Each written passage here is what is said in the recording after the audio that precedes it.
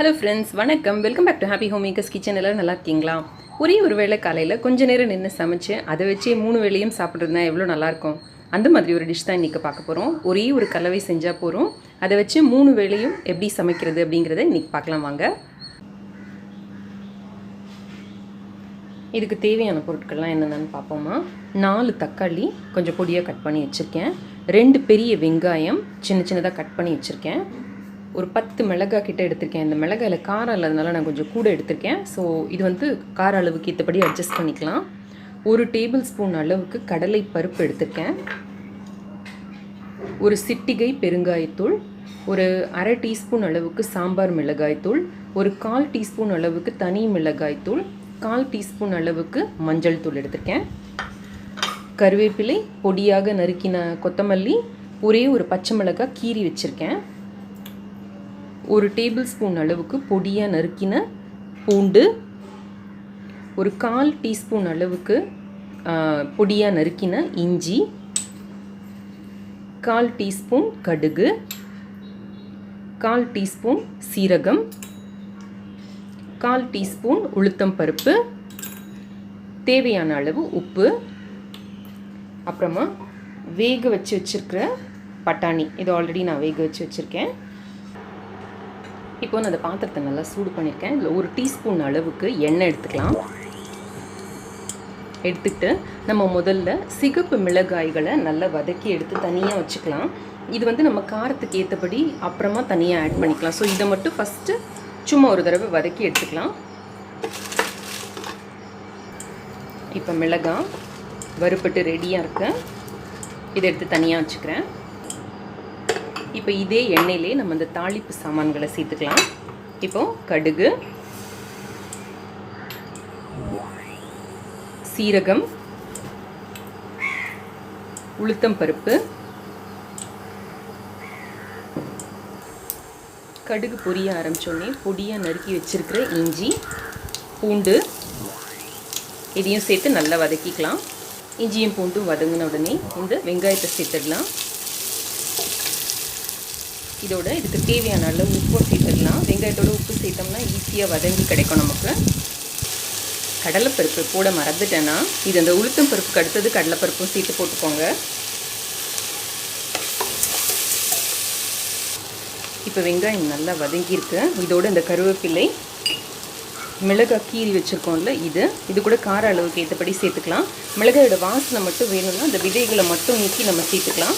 இப்போது இந்த தக்காளி நறுக்கி வச்சுருக்கிற தக்காளி, எப்போவுமே வந்து வெங்காயத்துக்கு 2 மடங்கு தக்காளி எடுத்தோம்னா சுவை வந்து சரியாக இருக்கும். தக்காளி பாதி வதங்கிட்டு இருக்கிறப்ப இந்த மசாலா பொடிகள் எல்லாத்தையுமே சேர்த்துடலாம். இதில் இப்போ தக்காளி நல்லா வதங்கியிருக்கு. இதோட இந்த பொடியை நறுக்கி வச்சுருக்கிற கொத்தமல்லி போட்டுக்கலாம். வேணும்னா இதில் புதினா நம்மளோட விருப்பத்துக்கு ஏற்றபடி இதோட அளவும் கூட குறைச்சி போட்டுக்கலாம். புதினாவும் சேர்த்துக்கலாம். உப்பு சரி பார்த்துட்டோம்னா அவ்வளோதான், நம்மளோட கலவை ரெடி. இப்போ இதிலிருந்து கொஞ்சத்தை மட்டும் எடுத்து நம்ம சட்னிக்கு ஆற வச்சுக்கலாம். சட்னிக்கு எவ்வளோ தேவையோ அந்த அளவு எடுத்து ஆற வச்சுக்கலாம். எனக்கு இவ்வளோ போதும். இப்போ இதுக்கு ஏற்றபடி நான் காரத்துக்கு இந்த மிளகாய்களை போட்டுக்கிறேன். ஆறினோடனே நம்ம இதை அரைச்சிட்டு வந்துடலாம்.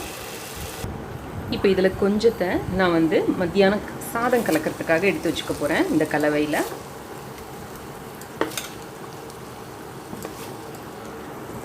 இந்த அளவு சாதம் கலக்கிறதுக்கு. ஸோ இதில் வந்து ஒரே ஒரு மிளகாய் நம்ம வறுத்ததை எடுத்து போட்டுக்க போகிறேன் வாசனைக்காக.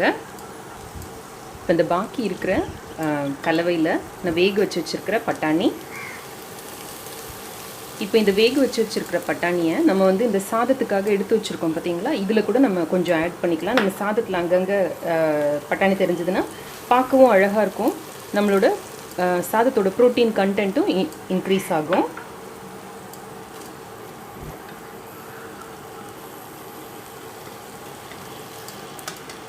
இதில் நீங்கள் வந்து வெஜிடபிள்ஸ் வேணுனாலும் சேர்த்துக்கலாம். என்ன வெஜிடபிள்ஸ் வேணுனாலும் சேர்த்துக்கலாம். கேரட்டு, உருளைக்கிழங்கு அந்த மாதிரி ஏதாவது வேணுனாலும் சேர்த்துக்கலாம்.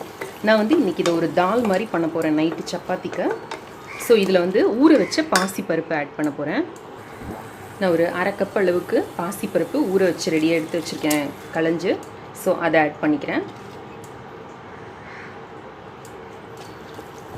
இப்போ இதை வச்சு ஒரு 2 விசில் வச்சு எடுத்தோம்னா நம்மளோட தால் ரெடி ஆகிடும். இப்போ இந்த பருப்புக்கு தேவையான அளவு உப்பு கொஞ்சம் சேர்த்துக்கிறேன். காஞ்ச மிளகாயில் கொஞ்சம் சேர்த்துக்கிறேன் காரத்துக்காக.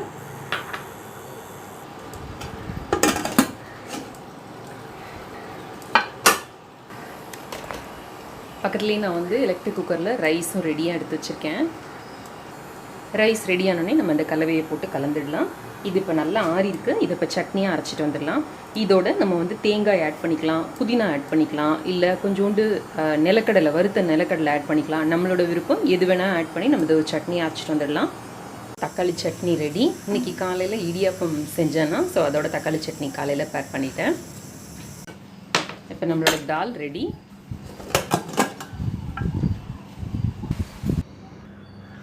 சாதம் ஆல்ரெடி வடித்து வச்சது, அதில் இந்த மசாலாவை போட்டு கலர்னா நம்மளோட தக்காளி சாதம் ரெடி ஆகிடும்.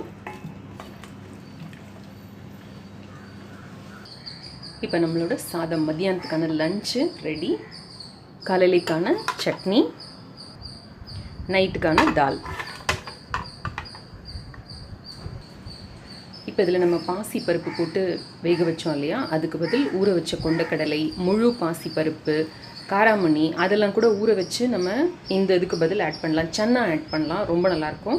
ஸோ தோசைக்கு, சப்பாத்திக்கு, இடியாப்பம் அந்த மாதிரி எல்லாத்துக்குமே இது ரொம்ப நல்லாயிருக்கும். இட்லிக்கு எல்லாத்துக்குமே இது ரொம்ப நல்லாயிருக்கும்.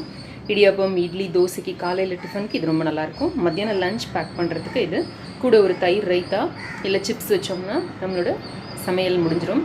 ஸோ ரொம்ப ஈஸியாக ஒரே காலையில் செய்கிற ஒரே சமையலில் 3 வேளையும் நம்ம செஞ்சிடலாம். இந்த ரெசிபி உங்களுக்கு ரொம்ப பிடிச்சிருக்கும்னு நினைக்கிறேன். பிடிச்சிருந்ததுன்னா சப்ஸ்கிரைப் பண்ணுறதுக்கும் லைக் பண்ணுறதுக்கும் மறக்காதீங்க. செஞ்சு பார்த்துட்டு உங்களோட கமெண்ட்ஸையும் ஃபீட்பேக்கையும் மறக்காமல் எழுதி அனுப்புங்க. என்னோட மற்ற 2 சேனல், பிளாக் எல்லாம் கூட செக் பண்ணுங்கள். இணைந்திருங்கள். ஹாப்பி ஹோம் மேக்கருடன் என்னாலும். நன்றி, வணக்கம்.